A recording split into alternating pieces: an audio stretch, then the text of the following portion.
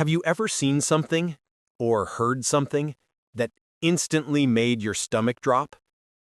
Maybe you opened Instagram, saw a group of people you thought were your friends hanging out without you, and suddenly your chest tightens, your thoughts spiral, and your mind goes straight to, why wasn't I invited? Did I do something wrong? Are they mad at me? Today I'm going to tell you a story. A completely true-to-life human story about how one moment can teach you the power of let them and how it can change your entire emotional life. The discovery. A few months ago, there was a woman named Sarah. Sarah was the kind of person who always tried her best to show up for other people. She planned gatherings, checked in on everyone, remembered birthdays, and tried to keep friendships alive even when life got busy. So one Saturday morning, while drinking her coffee, she opened her phone and she froze. There they were, her old group of friends, laughing, taking selfies, having dinner, shopping, swimming, the whole weekend getaway. And right in the middle of the picture were people she had known for years. But her name wasn't in the tags. Her face wasn't in any of the photos. She wasn't there. Her chest dropped. Her coffee suddenly tasted bitter. And her mind did what all of our minds do. She filled in the blanks with fear. What did I do wrong? Why didn't they think of me? Was I not good enough to be invited? The spiral. She spent the next 10 minutes zooming into photos like a detective, screenshotting, rewatching stories, reading captions, trying to find proof that she had done something wrong, even though nothing was there. That's the thing about feeling left out. It turns you into a version of yourself you don't even recognize. Your brain starts creating an entire story, a painful one, without any actual evidence.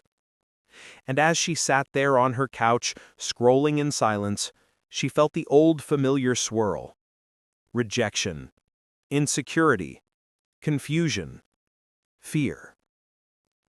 That's when her sister Maya walked into the room. One look at Sarah's face, and Maya asked gently, "What happened?"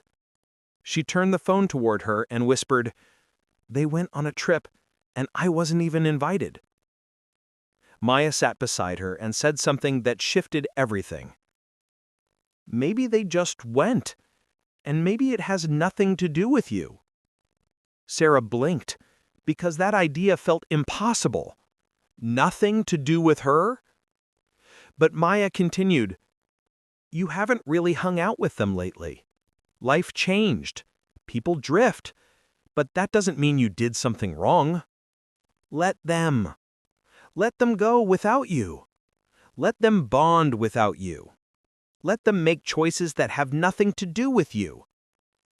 And then she said the words that stuck. Let them doesn't mean you don't care. It means you stop controlling something you never controlled in the first place. The shift.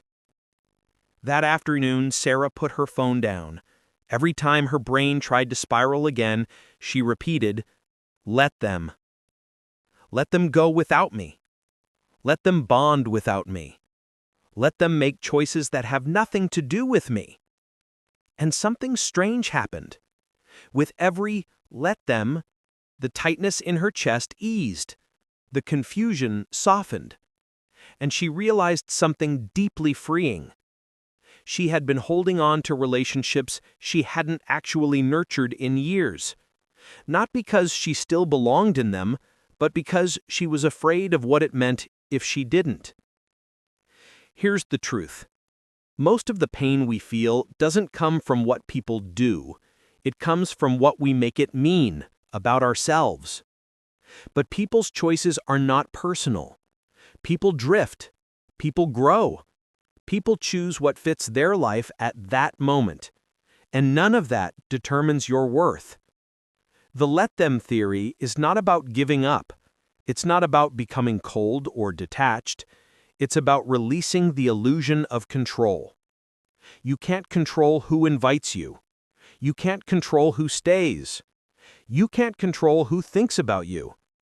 But you can control how you respond. And when you respond with, let them, you reclaim your emotional power. So the next time someone doesn't invite you, someone doesn't choose you, someone pulls away, someone doesn't treat you the way you hoped, pause, breathe, and remember, let them. Let them show who they are. Let them drift. Let them choose differently.